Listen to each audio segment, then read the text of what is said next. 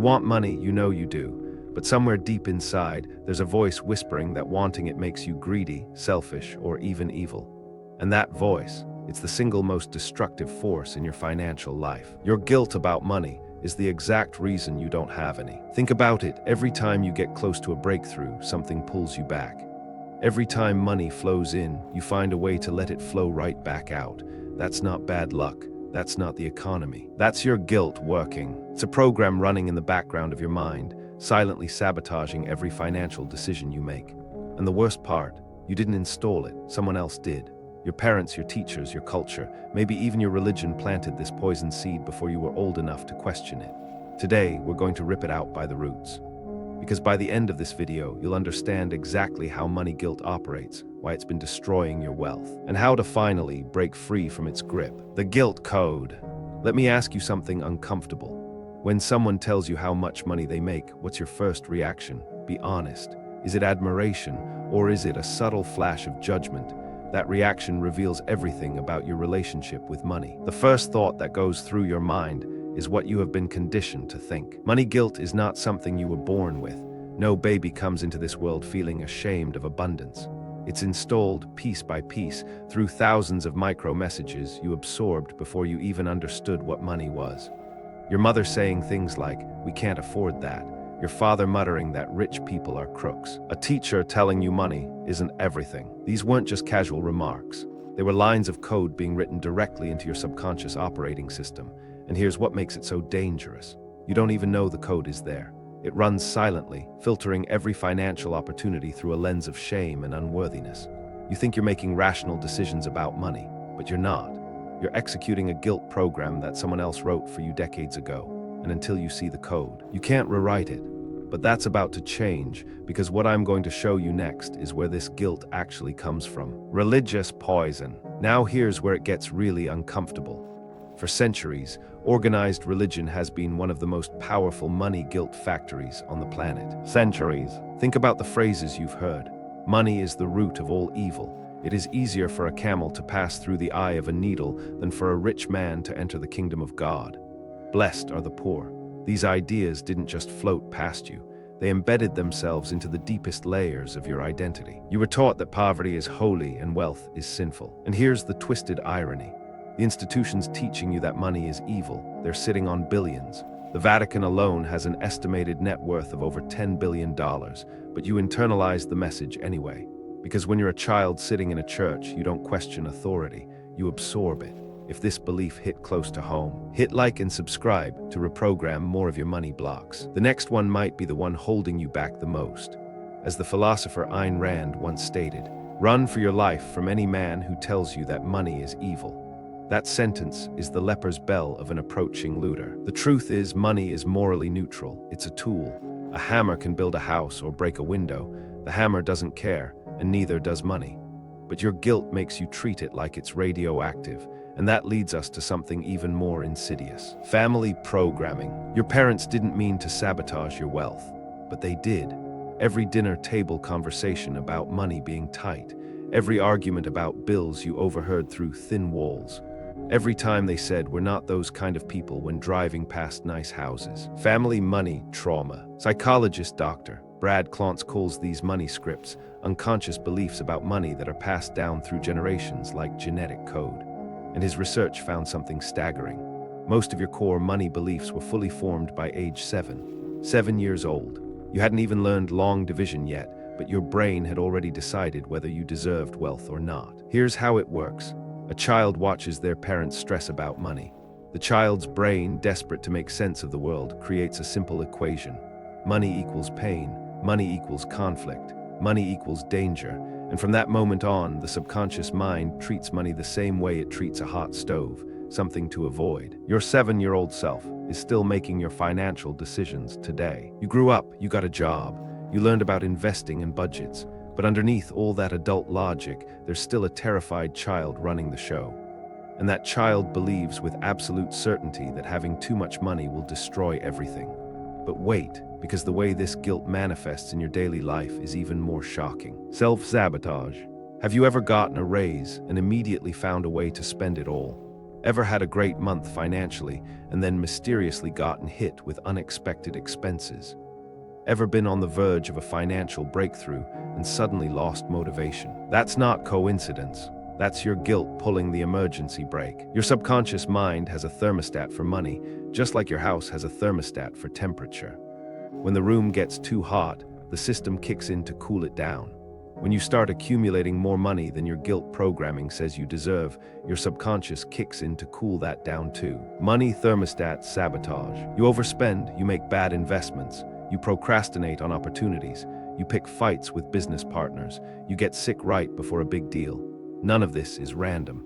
It's your internal guilt system ensuring you never rise above the financial ceiling that was installed in childhood. As author Gay Hendricks describes it, each of us has an inner thermostat setting that determines how much love, success, and creativity we allow ourselves to enjoy. He calls it the upper limit problem, and money guilt is one of the most common triggers. You literally cannot outperform your self-image. If deep down you believe wanting money makes you a bad person, you will unconsciously ensure you never have too much of it. And this brings us to the cultural dimension of this trap. Cultural shame. Society has a word for people who openly want money. Greedy, materialistic, shallow. Greedy. Think about how we talk about wealthy people in everyday conversation. Must be nice. They probably stepped on people to get there. Money can't buy happiness. These aren't just phrases. They're social enforcement mechanisms designed to keep you in line. Society punishes you for wanting what it secretly wants too. Here's what's fascinating. Research from the Journal of Personality and Social Psychology found that people who express a desire for wealth are consistently rated as less moral, less warm, and less likable by others. Even when those same others also want more money. It's mass hypocrisy operating on a cultural scale. Everyone wants financial freedom. Nobody wants to admit it, because admitting it means facing the collective guilt. And so we play this absurd game where we pretend money doesn't matter while desperately wishing we had more of it. The tall poppy syndrome, the crab mentality. Every culture has its own version of this phenomenon. Don't rise too high, don't want too much, don't outshine your peers. And the moment you internalize that message, you voluntarily placed a ceiling on your own potential. But what if I told you that the guilt itself is based on a fundamental misunderstanding? The big lie. Here's the lie that sits at the foundation of all money guilt.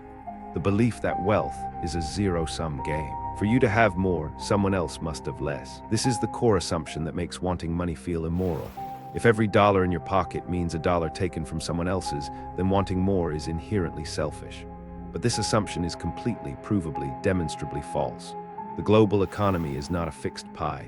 It expands. In 1820, 90% of the world lived in extreme poverty. Today, it's less than 10%. Poverty declining globally. That didn't happen because wealth was redistributed. It happened because wealth was created. Every business that solves a problem creates new value. Every innovation makes the pie bigger. When Steve Jobs created the iPhone, he didn't take wealth from anyone. He created something that generated hundreds of billions of dollars of new economic value. Wealth is created, not stolen, and creating it helps everyone. But your guilt doesn't operate on logic. It operates on emotion, on ancient survival programming that says resources are scarce and hoarding them is dangerous. As economist Thomas Sowell clearly stated, the world is not a zero-sum game. The wealth of the wealthy is not the cause of the poverty of the poor. Understanding this intellectually is step one, but feeling it in your bones requires something deeper, and that's what comes next. Guilt vs. growth. Here's a truth that might sting. Your guilt about money is not humility. It's not virtue, it's not spiritual maturity. It's fear dressed up in moral clothing. When you say, I don't care about money, what you're really saying is, I'm afraid of what wanting money says about me. When you say money isn't important, what your subconscious hears is, money is dangerous, keep it away. There's a massive difference between not being obsessed with money and actively repelling it through guilt. Fear disguised as virtue. The Dalai Lama lives in modest quarters. But the Dalai Lama doesn't feel guilty when donations pour in to fund education and healthcare. He understands that money is fuel. Guilt makes you treat money like it's morally contaminated. Growth makes you treat it like oxygen. You need it. Everyone around you needs it. And wanting more of it so you can do more good is not greed, it's responsibility. Money is only a tool. It will take you wherever you wish, but it will not replace you as the driver. The question isn't whether you deserve money. The question is whether the world deserves what you could create with it. What could you build if you stopped feeling ashamed of wanting resources? And speaking of building, what you need to understand next is how guilt specifically blocks the flow of money into your life. Blocked flow. Imagine a river. When it flows freely, it nourishes everything around it. Plants grow, animals thrive, entire ecosystems flourish. Now imagine building a dam of guilt across that river. That's exactly what money guilt does to your financial life. It blocks the natural flow of abundance, and it does it in ways you can't even see. Guilt makes you undercharge for your services. Guilt makes you feel uncomfortable negotiating a raise. Guilt makes you give away too much too soon. Guilt makes you apologize for success. 1. You undercharge because you feel unworthy. 2. You avoid negotiating because it feels greedy. 3. You give money away to ease the guilt of having it. 4. You apologize for or hide your financial success. A study from the University of Cambridge found that people with high money guilt earn on average 30% less than their equally qualified peers. Not because they're less talented, not because they work less hard, but because guilt creates an invisible force field that repels wealth. Your guilt is literally costing you 30% of your income. You can have the best strategy in the world, the best investments, the best business plan, but if your subconscious believes you don't deserve the money, it will find a way to leak out. And this leads us to perhaps the most important question of all, the permission.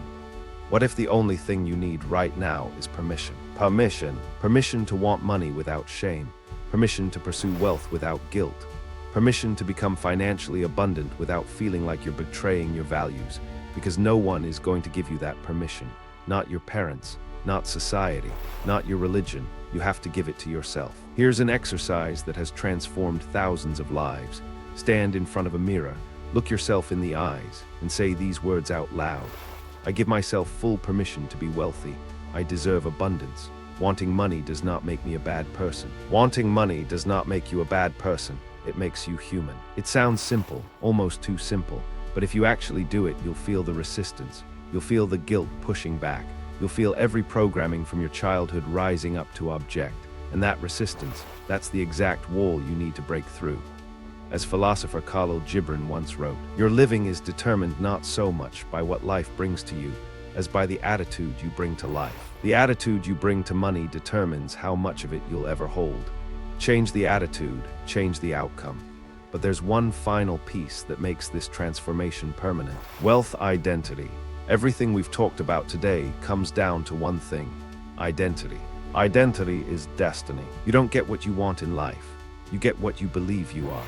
If your identity says, I'm not a money person, no amount of hustle will override that. If your identity says wealthy people are different from me, you'll always find a way to stay on this side of the divide. The guilt was never about money. It was about who you think you are. So here's what you need to do. Stop trying to get money. Start becoming the person who naturally attracts it. That means rewriting every guilt story you've been told. That means questioning every belief about wealth that was handed to you without your consent. That means looking at money not as something you take from the world, but as evidence of value you've given to it. You don't attract what you want. You attract what you believe you deserve. The wealthy don't have less guilt than you. They simply decided at some point that their desire for abundance was valid. That creating wealth was not a sin, but a service. Creating wealth is not a sin. It is a service to yourself and others. And that single decision changed everything. Today, you can make that same decision. Right now, in this moment, the guilt program is running, but you now have the awareness to shut it down. So let's bring it all together. The guilt you feel about wanting money was never yours. It was inherited, programmed, installed by people and institutions that didn't know any better. Inherited guilt ends today. Religious conditioning told you poverty was holy. Family programming set your financial thermostat dangerously low. Cultural shame punished you for daring to want more. And through it all, your subconscious was quietly sabotaging every attempt you made to break free. But now you see it, and seeing it changes everything, because you cannot be controlled by a program you're aware of. As the great Carl Jung once said, until you make the unconscious conscious, it will direct your life, and you will call it fate. Today, you made the unconscious conscious. Today, you saw the guilt for what it really is. Not wisdom, not virtue, not spiritual depth, just fear, and fear can be overcome. If you made it this far, comment guilt deleted to prove you're ready to reprogram your relationship with money. Your mind is either programmed for wealth or poverty. Now you know how to reprogram it. If this video exposed something in you, subscribe. There's more to uncover.